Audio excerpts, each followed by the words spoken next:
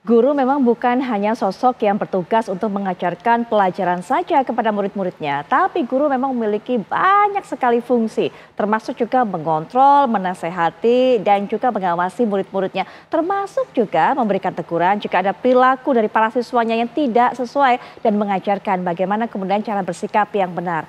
Tapi belakangan ini kalau kita melihat banyak sekali guru yang kemudian dikriminalisasi. Juga Anda bisa lihat ini menjadi salah satu gambar yang kami pilih di belakang kami sebagai background. Stop kriminalisasi guru. Karena ini juga sempat menjadi isu yang hangat yang terjadi di Konawe Selatan beberapa waktu yang lalu. Hal-hal seperti ini kemudian membuat guru berpikir ulang jika harus melakukan tindakan kepada muridnya yang memang sudah di luar batas kewajaran. Bahkan tadi Anda juga sudah melihat beberapa meme ini guru memilih untuk diam ataupun juga mendiamkan murid-muridnya saat ada yang tawuran, saat ada yang tidur di kelas. Sehingga kemudian guru enggan menghukum karena takut dihukum. Apa yang sebenarnya terjadi dan juga bagaimana perlindungan untuk guru ini seharusnya diberikan. Kita lihat terlebih dahulu juga. Ini adalah video-video yang kami kumpulkan ataupun juga meme-meme. Ini sindiran, ini kita lihat bagaimana seorang murid kemudian tidur di kelas, tapi kemudian gurunya juga memilih untuk mendiamkan, tidak menegur, tidak melakukan aksi apapun. Padahal kalau sebenarnya mungkin zaman era saya sekolah begitu, ini guru lumayan banyak sekali yang disebut guru killer. Jadi bukan hanya memberikan tes soal ulangan ujian yang sulit, tapi juga cukup disiplin kepada para muridnya. Nah, ini kita lihat juga ada meme berikutnya. Walaupun ini mungkin sifatnya sindiran ya, artinya tidak terjadi secara realita, tapi ini mungkin bisa menggambarkan apa yang dirasakan oleh para guru. Mau menindak salah, tapi nggak ditindak juga ya, tidak melakukan tugasnya dengan baik. Tapi kalau kemudian ditegur, bisa-bisa malah dimarahi oleh orang tua para siswa ini.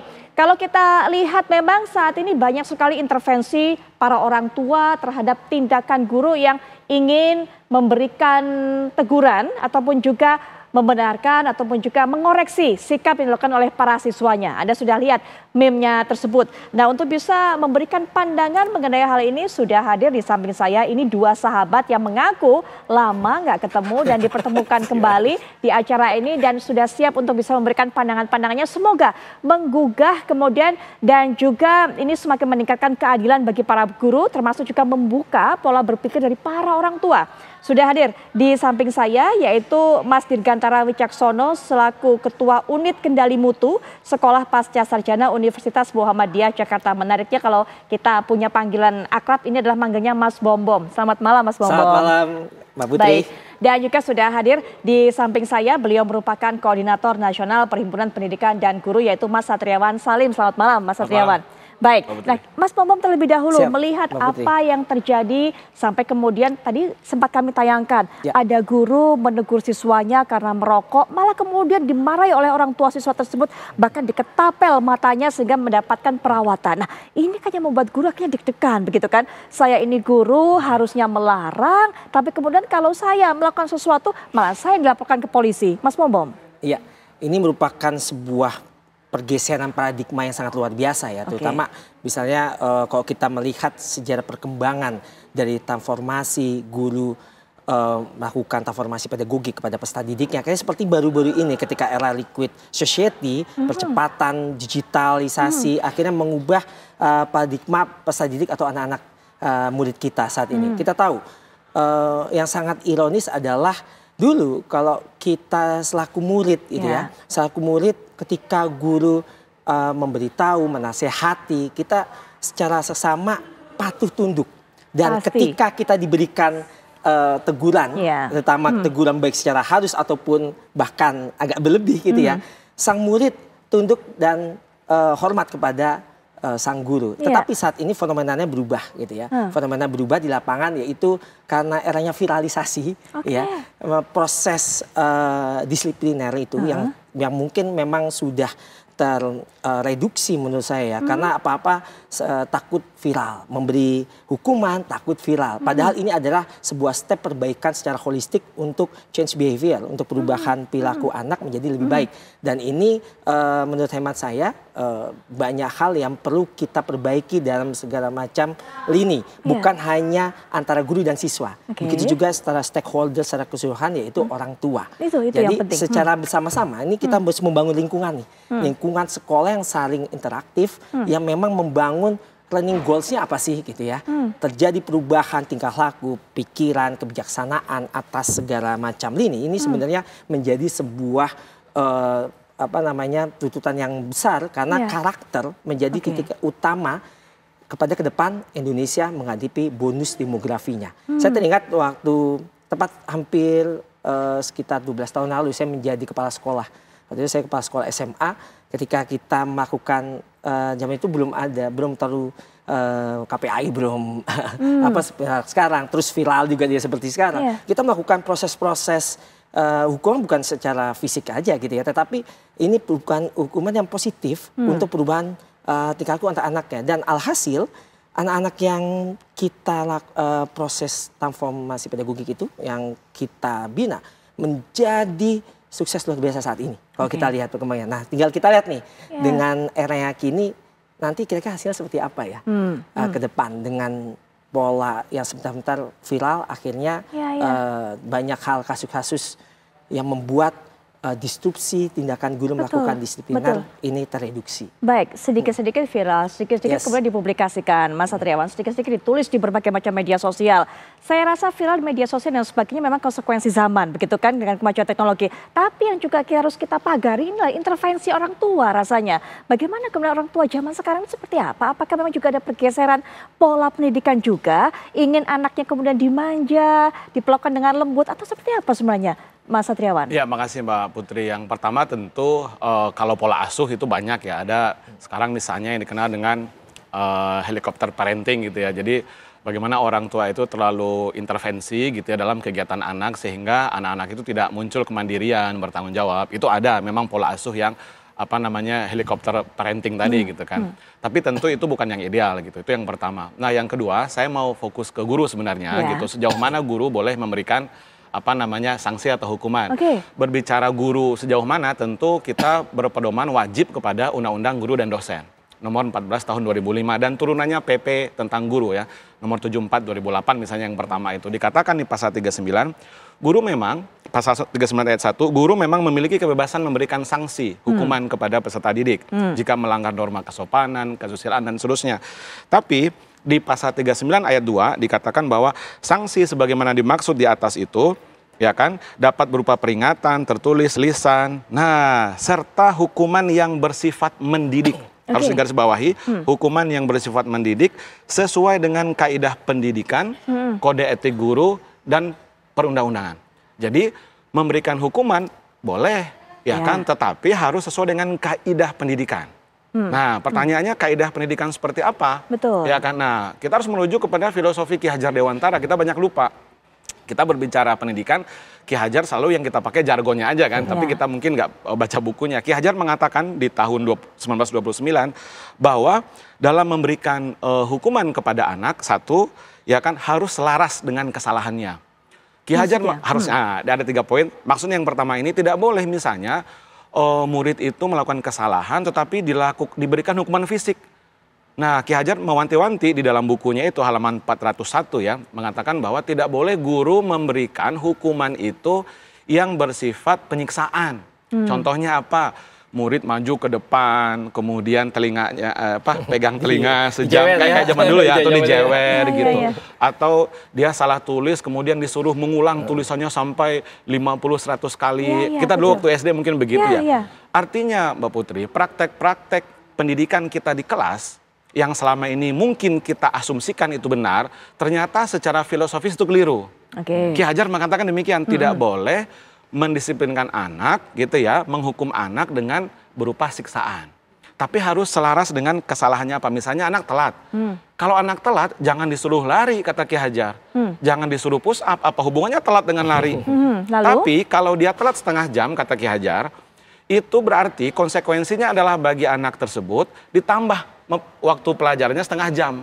Jadi teman-temannya pulang misalnya jam 3, dia setengah 4 karena dia untuk menutupi tadi kekurangan jam yang dia tidak dapatkan. Benar nggak? Itu kata Ki Hajar. Cukup fair menurut saya juga. Sangat fair. Walaupun Ki Hajar masih menggunakan diksi hukuman. Dalam terminologi pedagogi yang sekarang disebut sebagai konsekuensi sebenarnya. Karena kalau hukuman tujuannya membuat menyiksa anak yang tidak berkorelasi dengan apa yang dia lakukan. Kemudian bersifat fisik itu hukuman atau sanksi, tapi konsekuensi tidak seperti itu. Nah, yang Ki Hajar katakan sebenarnya itu lebih tepat ke konsekuensi gitu ya. Jadi kalau dia telat ya sudah ditambah jam pelajarannya setengah jam. Jadi dia mendapatkan haknya kata Ki Hajar seperti itu. Tidak boleh memberikan hukuman fisik yang sifatnya penyiksaan. Kenapa? Anak kalau sudah disiksa, dia jadi benci ke gurunya, dia jadi nggak suka terhadap ilmu gitu kan. Itu Ki Hajar tahun 1929 mengatakan ini. Tapi di zaman waktu kita masih kecil, zaman Orde Baru lah gitu ya. Kira-kira kita diberikan sanksi berupa fisik kan, dan itu pembenaran sekarang. Nah, itu satu hal Mbak Putri. Di hal yang lain mungkin kita diskusi yang berikut bahwa guru dalam memberikan sanksi tidak boleh tadi bertentangan dengan kode etik, nggak boleh fisik, itu Ki Hajar dan undang-undang yang bilang. Tetapi orang tua juga tidak boleh mengintervensi terlampau jauh karena sekolah itu punya otoritas. Guru punya otoritas. Itulah makanya Undang-Undang Guru Dosen mengatakan guru itu punya 4 jenis perlindungan dalam melaksanakan tugas profesi. Pertama, perlindungan hukum. Itu Undang-Undang Guru Dosen yang mengatakan dan PP turunannya ke bawah. Tidak boleh guru diintimidasi, tidak boleh dikriminalisasi, tidak boleh mendapatkan ancaman. Yang kedua, perlindungan profesi. Guru lagi mengajar dan seterusnya. Yang ketiga, perlindungan kesehatan dan keselamatan kerja. Ya kan? Dia harus dijamin kesehatan dan keselamatan kerja. Yang terakhir, hak atas kekayaan intelektual. Nah, dalam konteks kasus ini kita memang harus fair juga melihat bahwa ada dugaan upaya kriminalisasi gitu kan. Tapi ketika guru melakukan kekerasan atau melakukan tanda kutip kata Ki Hajar tadi penyiksaan sebagai hukuman, itu tidak boleh secara pedagogik menurut filosofi Ki Hajar Dewantara. Kalau kita harus memang mengikuti filosofi Ki Hajar Dewantara tadi. Baik, tapi para guru sudah punya pemahaman nggak mengenai ini yang seragam semuanya bukan hanya di kota-kota besar tapi juga di berbagai daerah. Tapi nanti mungkin Mas Satriawan, Mas Bom, kita akan lanjutkan perbincangan kita. Setelah jeda kami juga akan ajak Anda untuk melihat perjalanan bagaimana kasus ini sebenarnya yang dialami oleh seorang guru honorer di Konawe Selatan yang juga bahkan tadi dikatakan ini adalah adanya dugaan kriminalisasi terhadap guru. Sesaat lagi. Baik, Anda sudah lihat perkembangan terbarunya Mas Bom. Hal-hal seperti ini mungkin menunjukkan bahwa guru sendiri juga butuh perlindungan, bukan hanya perlindungan kepada anak atau juga kepada murid, tapi guru agar menghindarkan hal-hal seperti ini terjadi, Mas Bom. Iya, benar banget Mbak Putri. Kalau kita lihat, saya sepakat dengan pendapatnya Bung Satriawan. Jadi ternyata kalau kita jawantakan secara parsial, undang-undang perlindungan secara hukum untuk guru ini sangat minim dan belum ada secara detailnya. Tadi sudah sampaikan di Undang-Undang Guru Nomor 14 Tahun 2005. Yes, apalagi kalau kita jabarkan lebih lanjut gitu ya. Dan ada sebuah perbedaan paradigma terutama tentang diksi-diksi pola hukum yang ada terkait dengan seorang profesi seorang guru. Kalau profesi kedokteran jelas, sudah jelas. Dan mungkin ini bisa apple to apple seperti profesi jurnalistik misalnya kemarin yang sempat kita bahas gitu ya. Polemiknya begitu panjang. Nah, kembali kepada guru, dan sini saya harap Prof Muti selaku Menteri Pendidikan baru bisa melakukan evaluasi dan memberikan masukan-masukan mendalam, terutama bersama teman-teman di Komisi 10 DPR RI gitu ya, melakukan sebuah perbaikan secara komprehensif, secara parsial dan juga holistik terhadap Undang-Undang Perlindungan Guru. Nah, memang kalau kita lihat ini nanti akan terantitesakan dengan Undang-Undang Perlindungan Anak gitu ya. Karena apa? Karena keduanya kalau kita lihat Undang-Undang Perlindungan Anak kan begitu mendalam. Contoh misalnya saya pernah membuat modul tentang ABH, anak berhadapan dengan hukum. Nah, di dalam modul-modulnya ini anak di bawah usia 16 tahun ke bawah itu tidak bisa dihukum walaupun melakukan sebuah kriminalitas. Ya, kriminalitas tingkat tinggi bahasanya yang luar biasa, itu secara hukum nggak bisa. Nah, sedangkan guru ini disampaikan tadi ada proses kriminalisasi, dan proses itu saya pikir bukan maksud sengaja untuk melukai siswa. Mana ada seorang guru dengan melakukan facilitated learning, dia melakukan proses transformasi pedagogik tentang proses pembelajaran dimanapun, tidak ada yang mau siswanya sakit atau dilukai. Betul. Pasti yang inginnya adalah terjadi perubahan pola pikir, change behavior, perubahan tingkah laku, sehingga nanti di masyarakat ketika mereka lulus, baik tingkat dasar pertama atau atas, mereka bisa menjadi pribadi yang mandiri. Oke, nanti kita lanjutkan Mas Bom dan juga Mas Satriawan, tapi kita akan lihat dulu perkembangan dari hasil persidangan tadi, yang juga tadi mendatangkan para ahli, ada Mas Reza Indragiri, ada Pak Susno Duaji. Bagaimana kelanjutannya? Rekan kami Erdika akan mengabarkan. Silakan Erdika. Ya, baik Putri, memang hari ini Cipriani kembali menghadiri sidang di Pengadilan Negeri Andolo Kabupaten Selatan. Diketahui hari ini adalah sidang kelima di mana kuasa hukum Cipriani menghadirkan dua ahli, yakni Susno Duaji sebagai ahli penyidikan dan juga Reza Indragiri sebagai ahli psikologi forensik. Nah, dalam penjelasannya tadi memang Susno mengatakan bahwa keterangan saksi anak itu tidak bisa dijadikan sebagai alat bukti. Nah, bagaimana juga yang dikatakan oleh Reza Indragiri memang bahwa ia meragukan keterangan saksi anak, apalagi dari psikologi dan umur. Memang saksi ini adalah anak di bawah umur, di mana penyidikannya dalam hal ini sudah berusia dewasa, di mana akan terjadi perbedaan pola berpikir ataupun pola komunikasi. Dan nantinya setelah ini akan diagendakan kuasa hukum diberi 2 hari oleh majelis hakim untuk kembali menghadirkan saksi-saksi pada sidang hari Kamis mendatang. Baik, apakah kemudian juga sudah mendapatkan informasi Anda siapa kemudian dari kuasa hukum saksi-saksi yang akan diajukan dan juga didatangkan pada hari Kamis mendatang, baik mungkin datang langsung ataupun juga secara daring? Ya, untuk saksi ahli tadi sudah dilakukan secara daring, namun untuk sidang hari Kamis ini rencananya guru-guru yang dari teman-teman Cipriani itu akan ikut dihadirkan. Begitu pula tadi kami juga lupa sampaikan bahwa tadi ada juga pemeriksaan saksi yang di mana kepala desa juga ikut bersaksi dalam sidang Senin tadi. Baik. Sementara untuk sidang Kamis nantinya itu dari keterangan kami dapat guru-guru atau rekan-rekan dari Cipriani yang akan bersaksi untuk hari Kamis mendatang.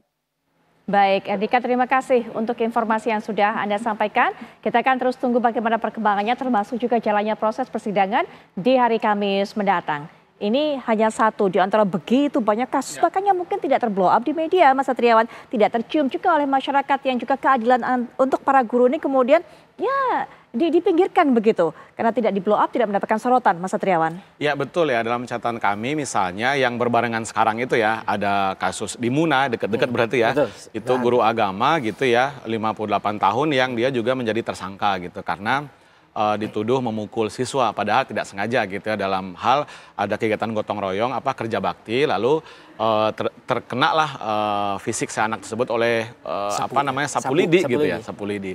Nah kemudian juga yang terakhir di Wonosobo tapi sudah selesai ya, Pak Marsono namanya, guru olahraga, beliau juga dituduh melakukan kekerasan padahal dia melerai anak yang sedang berkelahi, lalu dimintain duit 70 juta tapi udah selesai juga. Tapi setelah kan memang tercapai mediasi, damai, ada mediasi. Nah, jadi saya pikir Mbak Putri, guru-guru kita sekarang patut juga merasa was-was, khawatir, bahkan cemas gitu ya, karena di satu hal faktornya adalah mengenai undang-undang guru dosen, perlindungan guru yang 4 jenis tadi itu memang tidak tersosialisasikan dengan baik. Nah yang kedua, upaya penanganan dan penanggulangan kekerasan di sekolah itu memang dibebankan hanya kepada guru gitu loh. Seharusnya Mas? Seharusnya, nah kalau kita merefer kepada undang-undang guru dosen, dan ada Permendikbud nomor 10 tahun 2017 tentang perlindungan guru dan tenaga kependidikan. Dikatakan di situ guru berhak mendapatkan perlindungan dari pemerintah pusat, pemerintah daerah. Ya kan, bahkan dikatakan juga bahwa guru berhak mendapatkan pendampingan hukum di situ ketika guru berhadapan dengan masalah pidana atau perdata di dalam melaksanakan tugasnya. Itu ada di Permendikbud nomor 10 tahun 2017. Tapi kenyataannya itu semua macan kertas. Nah, jadi Pemda kayak gini-gini nih, untung ada LBH, alhamdulillah kami apresiasi. Untung ada organisasi profesi, ya karena tapi tidak semua guru juga punya kesadaran untuk menjadi anggota organisasi profesi. Karena? Ya karena tadi mohon maaf, mohon izin sekali lagi ini otokritik ya, karena kita tidak paham teman-teman guru, undang-undang guru dosen, PP tentang guru. Tidak dipelajari. Tidak dipelajari, betul. Dibaca, gitu di ya. Dinas Pendidikan juga itu absen dibahas. Kita sibuk pelatihan-pelatihan, ya kayak sekarang melalui platform Merdeka Mengajar, PMM. Yang sebentar lagi akan diganti. Yang sebentar lagi akan diganti ya. Semoga akan diganti PMM gitu. Nah di sisi lain kita kita absen untuk memahami apa saja perlindungan bagi guru. Sekali lagi guru boleh memberikan sanksi, konsekuensi sepanjang sesuai dengan aturan yang edukatif dan seterusnya. Jadi kami menghimbau kawan-kawan guru untuk tetap konsisten gitu kan, sepanjang sanksi atau konsekuensinya sesuai dengan kaidah pedagogik, sesuai dengan undang-undang gitu ya, itu tidak masalah, asal dengan jangan menggunakan penyiksaan dan seterusnya. Yang kedua, ini rasa-rasanya mungkin gunung es saja, fenomena gunung es. Saya khawatir ini akan menjadi bola salju nanti yang akan membesar-membesar. Oleh karena itu kami berharap ke depan Pak Abdul Mukti, Komisi 10, Kementerian PPA membuat grand strategi untuk pencegahan dan penanganan kekerasan di sekolah atau satuan pendidikan. Karena madrasah juga banyak terjadi. Dengan bentuk misalnya rencana aksi nasional, pencegahan kekerasan, pencegahan dan penanggulangan kekerasan di satuan pendidikan. Karena selama ini kita parsial Mbak Putri penanganannya. Iya, parsial itu seperti? Viral baru dibahas. Betul, viral baru dibahas. Yang kedua, kalau ada kekerasan di satuan pendidikan, sekolah kah, madrasah kah, pesantren kah, kita fokusnya ke hilir, bukan ke hulu gitu ya. Jadi guru juga nggak tahu, saya harus seperti apa Pak, saya dikriminalisasi. Padahal Dinas Pendidikan, Pemprov, Pemda, karena guru itu di bawah Pemda loh, ya kan kota, kabupaten, provinsi. Itu wajib memberikan pendampingan. Nah guru-guru selama ini kalau ada kekerasan, diam sajalah, nggak usah rame-rame. Atau yang kedua, daripada nama sekolah kita tercoreng, ya sudah, tutupi saja. Betul. Daripada ini rame-rame, sekolah kita nanti disorot, nanti datang TV One ke sini, media-media meliput. Nah, padahal nama sekolah menjadi jelek itu kayak yang ditakutkan gitu oleh kepala sekolah dan sebagainya. Kepala sekolahnya mutasi gitu ya. Padahal harus ada upaya yang holistik, yang melibatkan semua kementerian, lembaga, termasuk stakeholder pendidikan. Selama ini enggak, dibebankan semua kepada sekolah. Guru itu kewajibannya banyak, Mbak. Nah, sekarang ketika guru dikriminalisasi, untung ada pihak eksternal. Dalam hal ini LBH misalnya gitu kan. Harusnya kan pemerintah daerah, Mbak. Itu kan ironis sebenarnya kan. Nah, itu kan ironi. Pihak Pemda menutup mata banyak hal seperti terjadi di berbagai daerah, sampai Mas ke Kemdikbud harusnya. Sebenarnya. Tapi tahan dulu Mas Bambang, tahan dulu. Kita akan jeda sejenak, nanti kita akan dengarkan lagi pandangan dari para narasumber tentunya. Tapi kita juga nanti akan tambah lagi kasus-kasus apa sebenarnya sudah terjadi dan juga mewarnai dunia pendidikan di mana guru posisinya lemah menjadi korban. Saat lagi. Baik pemirsa, kita lanjutkan perbincangan sambil juga kami akan nanti sajikan mengenai data-data berbagai macam kasus yang menimpa guru.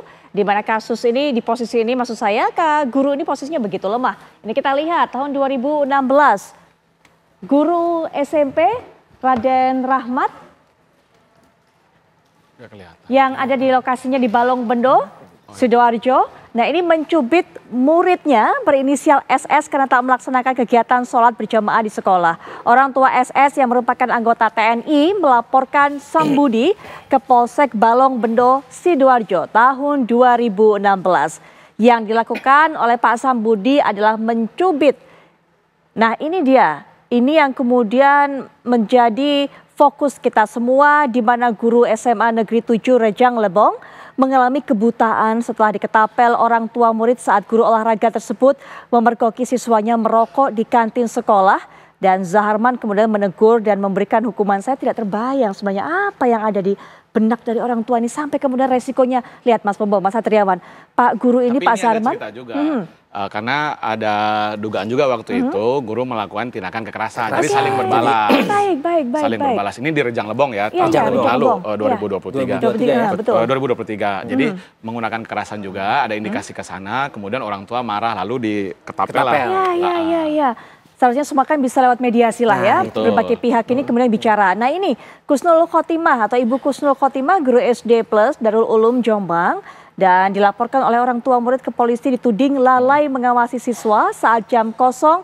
Kemudian tetapkan sebagai tersangka lantaran siswanya ada yang terluka. Jika seperti ini kemudian Mas Bombom, apa sebenarnya guru apakah memang salah kemudian jika kemudian pergi saat jam kosong, bahkan juga disebut harus bertanggung jawab ketika ada siswa yang terluka? Baik, kalau kita melihat memang kalau kita lihat contoh misalnya ini di Darul Ulum ya, di Jombang. Kalau kita tahu bahwa ternyata ketika jam kosong ini kan pasti selalu yang dicarain gurunya kemana nih, gitu kan. Terus apa tugasnya, terus ada guru piketnya enggak. Selalu mensudutkan pihak guru. Kita lihat kembali di sini di sekolah itu ada tupoksi dan juga ada SOP bagaimana proses di sekolah tersebut. Apalagi ini SD Plus Darul Ulum, saya yakin pasti mereka punya SOP siswa ketika jam kosong harus ngapain sih, gitu ya.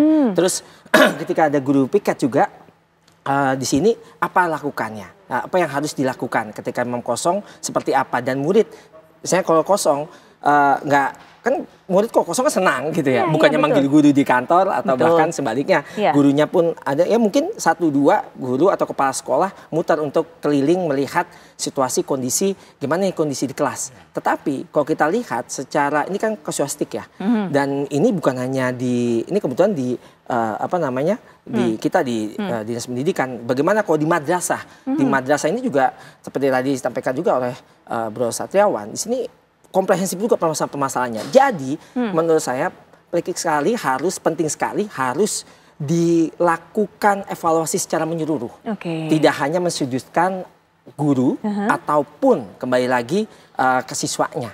Jadi ini merupakan komponen. Jadi kalau saya sebutkan mungkin perlu adanya proses triangulasi gitu ya. Proses pengecekan baik dari guru, orang tua ataupun juga dengan pihak apa namanya siswa atau dinas pendidikan. Ini sama-sama bekerja sama. Tadi seperti Bu Satriawan sampaikan, perlu ada satgas khusus, atau kalau memang belum mampu kita membuat undang-undangan panjang ya. Kita lihat luar biasa prosesnya di Komisi 10 panjang sampai prosesnya. Oke, sementara menurut saya mumpung ini permintaan yang baru ya dan semangat baru, buatlah satgas atau satuan terkecilnya untuk menangani bagaimana agar tindakan yang serupa tidak terjadi selanjutnya.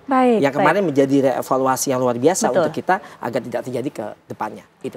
Kasus-kasus yang kami tayangkan ini menjadi pelajaran berharga, termasuk ini kasus keempat yang kami pilihkan untuk kami sajikan kembali. Ini kita bahas juga tadi proses persidangan masih terus berjalan, dialami oleh Ibu Supriyani, dilaporkan oleh orang tua murid, merupakan anggota polisi tentunya orang tua murid ini, atas tuduhan penganiayaan. Mas Satriawan juga mungkin punya pandangan mengenai kasus sebelumnya tadi. Sebenarnya seberapa besar ruang lingkup tanggung jawab dari seorang guru, tapi nanti Mas Satriawan kita jeda sejenak. Apa kabar Indonesia Malam akan segera kembali saat lagi. Sebelum jeda saya sudah tayangkan tadi, tim kami juga sudah pilihkan beberapa kasus yang terjadi belakangan ini yang mencuat, walaupun banyak kasus-kasus lainnya, tapi kemudian ini yang menyita perhatian begitu besar, posisi guru lemah dan juga Mas Satriawan apa-apa sama orang tuanya dilaporkan kepada pihak kepolisian. Ini yang membuat guru juga mau melangkah, akhirnya juga memilih untuk akhirnya diam, begitu walaupun ia harus menegur siswa-siswanya karena belajar dari kasus-kasus ini, Mas Satriawan. Iya betul, ini kan yang jelas kita tentu mengecam ya segala bentuk kekerasan, baik itu kepada anak maupun kepada guru. Sekolah, madrasah, pesantren, lembaga pendidikan itu harus bersih ya dari kekerasan apapun bentuknya. Itu yang pertama. Kemudian yang kedua adalah kalau kita mengacu kepada kasus-kasus yang terjadi kayak yang tadi di TV One tayangkan gitu ya, di Jombang tadi ya, yang guru kosong di kelas gitu lalu dilaporkan ke polisi. Orang tua juga harus memahami, termasuk guru ya kan atau dinas pendidikan di daerah, bahwa tidak semua yang namanya pelanggaran itu, apalagi yang sifatnya etik, ya harus bermuara kepada kepolisian. Kalau kita merefer kepada Undang-Undang Guru Dosen lagi, ya kan, pasal 43 dan 44 bahwa guru di dalam menjalankan tugas profesi dia ada yang namanya kode etik yang dibuat oleh organisasi profesi guru masing-masing. Apakah itu PGRI, P2G, IGI, Persatuan Guru NU, macam-macam. Pasal 44 mengatakan apa yang namanya kode etik itu, jika guru melakukan pelanggaran kode etik atau diduga melakukan pelanggaran kode etik, itu disidang dulu di Mahkamah Kehormatan atau Dewan Kehormatan organisasi profesi guru tersebut bernaung. Sama dengan dokter, jika dokter melakukan malpraktik dan seterusnya, apakah langsung ke kepolisian? setahu saya dalam bacaan kami diselesaikan dulu di apakah itu Dewan Etik atau Mahkamah Kehormatan di Ikatan Dokter Indonesia. Iya, tapi jalan nggak hal seperti ini? Organisasinya bergerak nggak? Itulah dia Mbak Putri kelemahannya kami ini ya, organisasi profesi guru itu kira-kira 72. Ya ada PGRI, ada Ikatan Guru Indonesia, Forum Guru Muhammadiyah, Persatuan Guru NU, ada P2G, belum lagi organisasi berbasis mata pelajaran, guru sejarah dan seterusnya. Kira-kira 70 lebih Mbak Putri. Dan masing-masing itu punya kode etik sendiri-sendiri. Baik. Nah, dan belum pernah memang terjadi selama ini guru itu disidang di Mahkamah Etik atau Mahkamah Kehormatan. Nah, jadi kami berharap juga pihak kepolisian untuk mengacu kepada Undang-Undang Guru Dosen, lalu turunannya yaitu Peraturan Pemerintah tentang Guru gitu, bahwa tadi dikatakan guru berwenang memberikan sanksi, ya kan, tetapi yang sifatnya edukatif. Tentu yang namanya kalau sudah pidana Mbak Putri seperti pemerkosaan kan juga ada terjadi, pelecehan seksual dari oknum guru kepada murid itu tidak mungkin diselesaikan di Dewan Etik. Ya, tapi itu jelas pidana kan, karena melanggar undang-undang tindak perlindungan anak, TPKS dan seterusnya. Tetapi kalau yang sifatnya etik dalam rangka mendidik itu tidak di kepolisian mestinya. Itu tapi kata di organisasi, begitu tapi kan? di internal organisasi. Ini Mas Satria, pertanyaan saya. Bagaimana kemudian organisasi ini tidak jemput bola, menawarkan upaya penyelesaian, termasuk juga memberikan sanksi etik, daripada kemudian para orang tua ini membawa ini semua ke jalur pidana, begitu kan? Akhirnya mengkriminalisasi para guru. Harusnya ada gerakan aktif tentunya jemput bola dari para organisasi ini, Mas. Betul. Perlindungan guru tadi termasuk advokasi di dalamnya, menurut Permendikbud nomor 10 tahun 2017 tentang perlindungan guru dan tenaga kependidikan, pasal 3 mengatakan perlindungan kepada guru itu adalah kewajiban pemerintah pusat, pemerintah daerah, satuan pendidikan, organisasi profesi. Nah, apa yang mereka harus lakukan diantaranya adalah bisa konsultasi hukum, mediasi, dan pemulihan hak guru. Nah, pemulihan hak guru itu misalnya gitu ya, yaitu dapat berupa bantuan kepada guru untuk mendapatkan penasihat hukum dalam penyelesaian perkara, pidana, perdata, tata usaha negara, dan seterusnya. Ini nggak jalan semua Mbak Putri. Nah, jadi kami mengakui juga keberadaan organisasi profesi kami itu memang belum sesempurna di ID atau Peradi dan seterusnya gitu. Rasanya kita juga mendapatkan apa yang menjadi benang kusut dalam semua permasalahan ini. Mungkin kalau organisasi ini bisa bergerak dengan baik, menjalankan tupoksinya, tidak ada lagi para orang tua yang kemudian mengkriminalisasi para guru. Terakhir juga sebagai penutup, Mas Momom, silakan. Baik, ini menarik sebagai penutup. Kalau kita melihat, ini kan kasus tidak serta-merta kita lihat dari kasuistik atau parsial saja. Kita lihat secara keseluruhan, tadi saya sampaikan. Tadi Bung Satriawan sudah memperjelas bahwa ternyata antara kita perlu pahami ada peran serta guru di dalam rantah dalam fakultatif untuk bidang mikro ataupun makro. Contoh dalam bidang mikro dia melakukan transformasi pedagogi, dia melakukan proses perubahan tingkah laku, proses pengajaran, proses pendidikan. Dan ini perlu adanya dukungan dari masyarakat. Jadi serta-merta bisa kita bicara tentang institusi tadi, misalnya contoh saya mensoroti misalnya PGRI gitu kan, atau IGI yang organisasi profesi guru yang besar.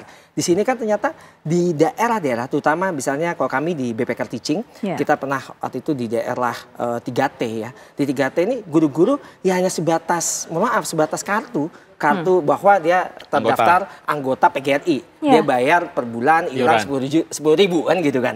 Just itu saja. Tetapi tadi apakah pendampingan itu sampai ketika viral. Gitu advokasi kan? Itu berjalan. Ada hak-hak yang harusnya didapatkan. Nah, seharusnya ada advokasi profesi guru di sini ditekankan yang akhirnya di sini tanda kutip perlu kita sama-sama menjadi sebuah catatan catatan besar. Dan tadi Bung Satriawan sudah sampaikan 70 organisasi profesi itu ngapain aja gitu 70-nya. Semuanya pasti butuh eksistensi kan gitu. Ketika viral semua berlomba-lomba untuk membela. Tetapi ketika belum viral seperti apa? Nah, ini butuh adanya sama-sama menurut hemat saya adanya peran serta dan pemerintah atau Prof. Muti selaku Menteri Pendidikan mungkin di awal perlu ada struktur baru nih menurut saya sih. di teman-teman dirjen, direktur dan ke bawahnya yang memang mengatur itu beserta dengan Komisi 10 bekerja bersama. Nah, itu secara makronya, dan secara mikronya bagaimana ada peran serta. Mungkin di antara acara ini ya, teman-teman orang tua di seluruh Indonesia, di Sabang sampai Merauke, yuk mari kita ketika ada suatu masalah, kita mediasinya dengan pihak sekolah. Kita sama-sama dulu tuntaskan. Jangan langsung ke bidang hukum, jangan langsung laporkan ke polisi. Karena biasa kalau di daerah tentu culture-nya kan berbeda dengan pusat, berbeda dengan di Jakarta. Dan ini menjadi sebuah catatan besar. Kenapa? Karena di depan kita ini ada tantangan yang besar, Mbak, untuk bonus demografi Indonesia di mata kita. Nah, bagaimana kita kalau masih berkutat terhadap permasalahan hukum, permasalahan yang kecil-kecil, gimana kita mau maju kan gitu. Padahal permasalahan pendidikan luar biasa penting sekali. Dan ini hemat saya ketika ini ada wajah baru dalam kepemimpinannya Pak Presiden, harapan baru di Presiden Pak Prabowo dan juga Pak Gibran, terutama Prof. Abdul Muti selaku Menteri Pendidikan, saya yakin ini bisa mencantumkan scaffolding yang kuat, rancangan yang kuat untuk perlindungan guru secara komprehensif dan juga pemahaman secara holistik kepada lingkungan, kepada orang tua, kepada pihak sekolah pun, dan juga menjadi catatan besar ini untuk teman-teman organisasi profesi, khususnya misalnya PGRI, IDI dan lain sebagainya, termasuk P2G. Betul. Harapan besar sepertinya ini kita sematkan kepada Menteri Pendidikan yang baru, Prof. Abdul Muti, karena memang harus mengurai benang khusus seperti ini. Dari kasus-kasus yang ada kita banyak belajar bahwa memang guru ini kemudian menjadi sosok yang kalau kita sebut selalu adalah pahlawan tanpa tanda jasa. Tapi apa yang terjadi belakangan ini sama sekali jauh dari kata tersebut. Bahkan kita juga tidak berterima kasih kepada guru yang betul-betul mendidik para putra dan putri bangsa tentunya. Nah, ini tadi juga dikatakan bahwa peran dari organisasi, profesi, kemudian juga rasanya yang tadi disebut oleh Mas Satriawan, polisi juga harusnya diedukasi, kemudian disosialisasi bahwa jika ada laporan masuk kasus seperti ini, bukan langsung kemudian ditangani secara kriminal, tapi kemudian ditawarkan jalan mediasi, termasuk juga harus diambil alih oleh organisasi etika, yaitu atau profesi, yaitu guru. Mas Satriawan, terima kasih. Kemudian Mas Bomom, terima kasih. Semoga ini membuka pandangan bukan hanya para guru, tenaga pendidik, organisasi yang membawahi para guru, tapi juga para orang tua. Begitu. Semoga selesai masalah pendidikan kita, jangan sampai terulang masalah-masalah seperti ini.